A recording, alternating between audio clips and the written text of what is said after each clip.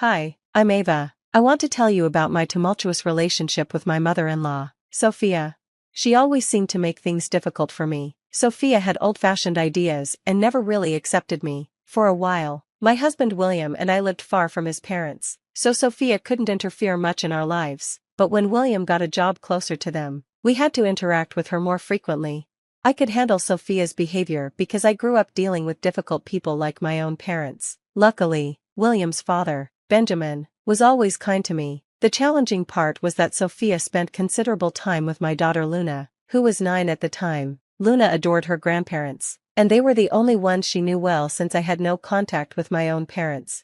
Even though Sophia and I had our issues, I set them aside for Luna's sake. I wanted Luna to have a meaningful relationship with her grandparents. William also valued family connections deeply, so I couldn't simply cut Sophia out of our lives. Luna enjoyed spending time with her grandparents, but Sophia still caused problems. She constantly criticized Luna's diet, claiming I wasn't feeding her properly. She insisted Luna needed more nuts for protein, but Luna was severely allergic to nuts. Even their smell made her sick. I explained this to Sophia numerous times, but she refused to listen. She believed Luna needed to eat nuts to overcome her allergy and called me a bad mother. We've talked to the doctor. Sophia, Luna's meals are balanced. Skipping nuts won't harm anyone, but it could make Luna dangerously ill, I told her repeatedly.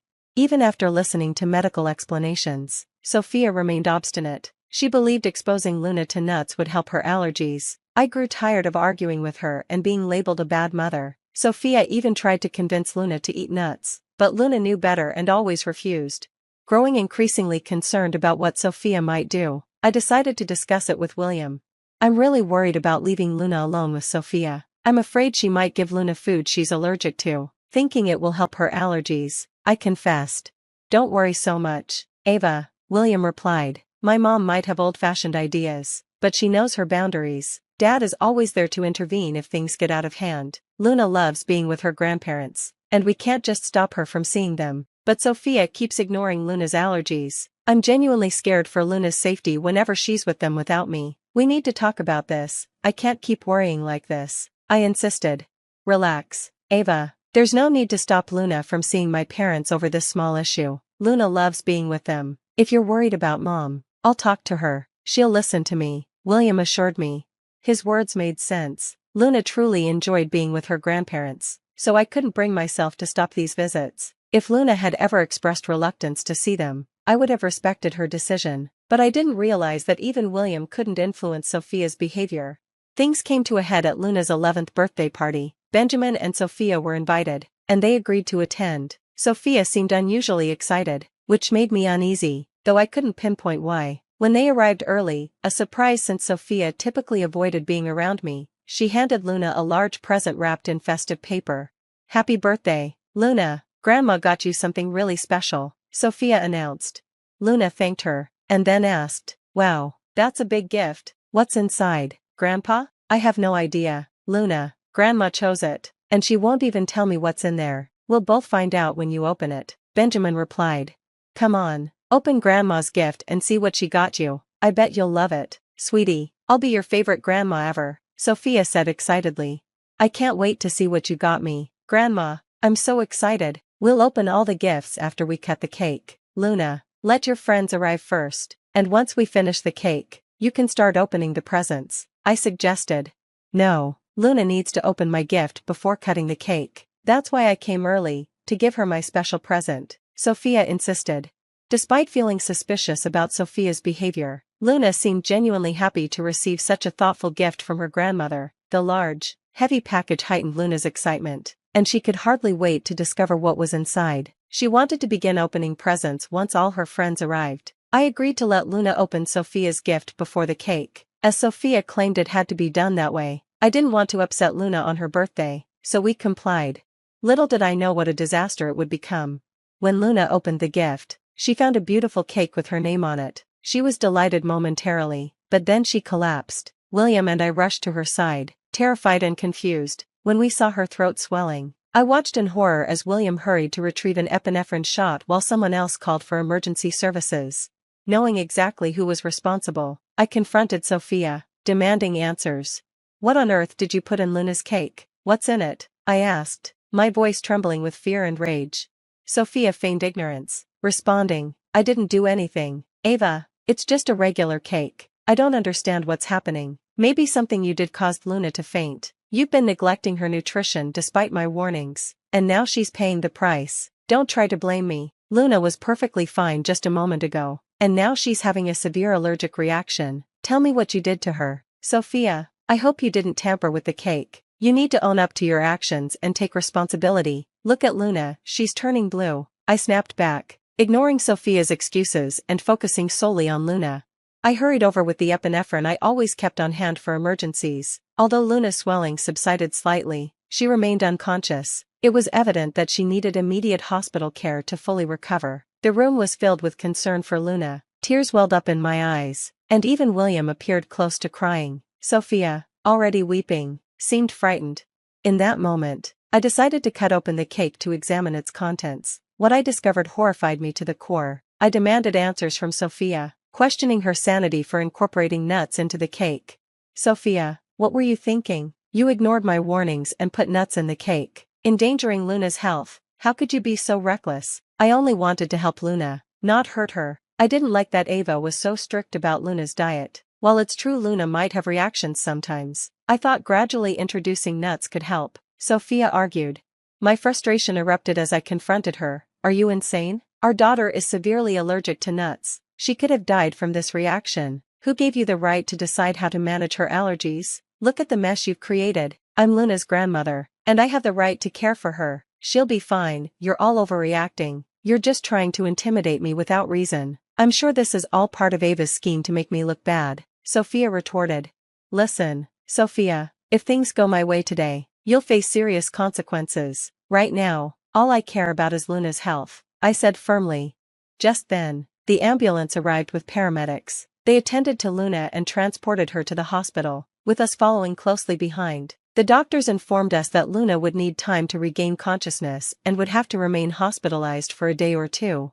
We were overwhelmed with emotion. I broke down in the hospital, finding solace in William's embrace. After composing myself, I called Benjamin to inform everyone that Luna was no longer in immediate danger. When I hung up, I turned to William and expressed my fury. I'll never forgive Sophia for what she did today. She risked our daughter's life. I've been reflecting on how grave this situation is, something I wouldn't have believed if I hadn't witnessed it myself. William replied, my mother has become someone I barely recognize. She did all this just to make you appear to be a bad mother. She pretended to care about Luna's happiness but never considered the danger to Luna. Even after everything, she still claims you orchestrated it all. Today showed me how far my mother will go to undermine you. I'm deeply sorry I didn't recognize it sooner and didn't do more to shield us from her. I need to protect Luna from my mother's harmful influence. I failed as a husband and as a father. William was beginning to comprehend the severity of the situation. Benjamin, who had always been a caring grandfather, was clearly affected by Sophia's actions. This time, she had gone too far, and even though she had previously escaped consequences, we weren't going to let her off easily this time. We decided then and there that we couldn't allow Sophia to continue harming Luna. Her actions posed a threat to Luna's safety, and we couldn't permit her to keep disrupting our lives. Sophia was no longer welcome in our family. We were determined to protect Luna and ensure she grew up in a secure and loving environment. It wouldn't be easy, but for Luna's sake, it was a decision we were prepared to uphold. Following a heartfelt discussion, my husband and I quickly made a decision while Luna was still hospitalized. It was time to return home. Benjamin, Sophia, and a few guests remained behind, anxious for updates on Luna's condition. This gave us the perfect opportunity to address Sophia's actions. When we arrived home 4 hours after the incident, we found Benjamin reprimanding Sophia in the living room while she appeared indifferent. Engrossed in her phone, the untouched birthday cake sat sadly beside them, a painful reminder of what had transpired. Despite my sorrow, I contained my emotions. When they noticed us, Benjamin and Sophia hurried over. I just received an update, I announced. Luna is in good hands and will recover soon. Although she's still unconscious, the doctors are optimistic. Thank goodness Luna will be all right. I was so worried, Benjamin said with relief. But it wasn't even a major issue. Luna will be fine, and her nut allergy will disappear soon, Sophia declared dismissively. In that moment, William unleashed his anger on Sophia, berating her for everything she had done. Benjamin joined in, expressing his disappointment. The guests, visibly shocked, stared at Sophia with disapproval. I, too, was filled with rage. I've had enough of you, Sophia, I declared. We've given you countless opportunities to change. Even after your actions sent my daughter to the hospital, you show no remorse. This is the final straw. You will never be permitted near Luna or our family again. You're banned from this house. You can't dictate where I go. Your son won't cut me off without reason. I won't let you keep me from my granddaughter just because we disagree on child rearing. Sophia shot back. No, Mom, William replied firmly. You're not welcome near me or my family ever again. Dad can visit anytime, but not you. He's the only sensible grandparent Luna has. He's done his utmost to keep Luna safe. But today you put Luna in the hospital and acted as if it was justified. I cannot allow someone so callous to be around my daughter. Sophia couldn't believe her own son was opposing her. She had always counted on William's support, not realizing he was being rational. Unlike her, even the guests began criticizing her. Sophia felt cornered, with no one defending her, not even Benjamin. In desperation, she screamed at us, blaming me for turning everyone against her. This is all your fault. Ava, you've turned everyone against me. I'll never forgive you for this. You should be begging for our forgiveness. Your actions have destroyed your reputation and separated you from Luna. I responded. I'll sue you for grandparents' rights. I'll take you to court, and the judge will grant me visitation rights. Just wait and see. I don't need anyone's support, she threatened.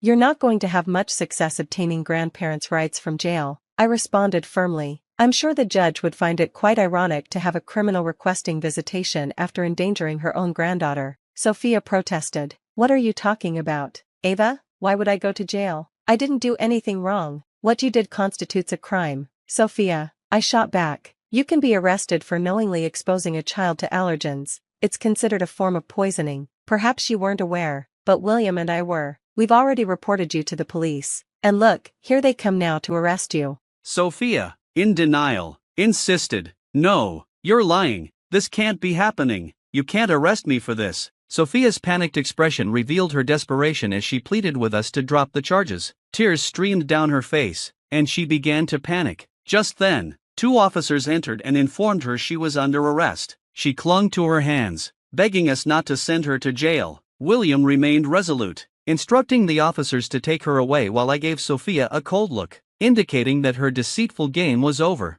In a final attempt, she turned to Benjamin for help, imploring him to intervene. Benjamin, please, you can't let your wife get arrested like this. But Benjamin stood firm, saying, when my wife does something truly reprehensible and shows no remorse, I won't defend her. I've warned you for years to change, and you never listened. Today, you endangered our granddaughter. I was only trying to protect her, not realizing it would harm her so severely. Please, Benjamin, I'm your wife, you must help me, Sophia pleaded desperately. But William stood by his decision, stating firmly, Sophia, I've already excluded you from my life. It's the right choice, and I plan to do the same. Tomorrow, I'll consult a divorce lawyer. I want to end this as quickly as possible. I won't remain with someone like you. I'll protect my granddaughter and my children from you. Sophia was stunned and pleaded desperately. No, no, no, Benjamin, you can't do this to me. I'm your wife. Ignoring her, Benjamin instructed the officers to remove her. Sophia continued crying and begging for assistance, bringing a tumultuous end to an already chaotic day. A sense of peace washed over me as William, Benjamin, and I returned to the hospital after the other guests departed. Clearly disturbed by Sophia's actions, they promised to inform everyone of her misconduct. The next day, Luna regained consciousness, feeling much better physically but terrified of Sophia. Luna cried and begged us to keep her grandmother away, revealing how Sophia had repeatedly tried to make her eat allergens to help her. To help Luna process her feelings, we arranged therapy for her. Simultaneously, William and I began attending counseling together to improve our family communication. Having Benjamin's support was crucial for all of us. With his help, we began to heal and grow stronger as a family. Sophia's life took a dramatic downturn after the incident. Her actions caught up with her, resulting in severe consequences. Once her extended family learned what she had done, they reprimanded her and severed ties. Even her friends were disgusted by her behavior and ceased communication. With no support network, Sophia found herself in dire straits, pleading with everyone for bail money but receiving no assistance. Benjamin filed for divorce the very next day. Sophia was served with divorce papers while still incarcerated. Receiving the divorce documents while in custody sent Sophia into a fit of rage. In the subsequent months, Benjamin secured a swift divorce, leveraging state laws with the police report as evidence. Our legal case against Sophia proceeded. Despite the expectation for Sophia to cover Luna's medical expenses, her financial difficulties resulted in a prolonged prison sentence, as the judge ruled against her. Moreover, we obtained restraining orders to ensure she remains distant from our family. With confidence that Sophia won't have the opportunity to approach us again, we remain vigilant. But if, by some chance, she attempts to cross the boundary, she'll encounter the fierce protection of two determined parents who will do whatever it takes to keep Luna safe.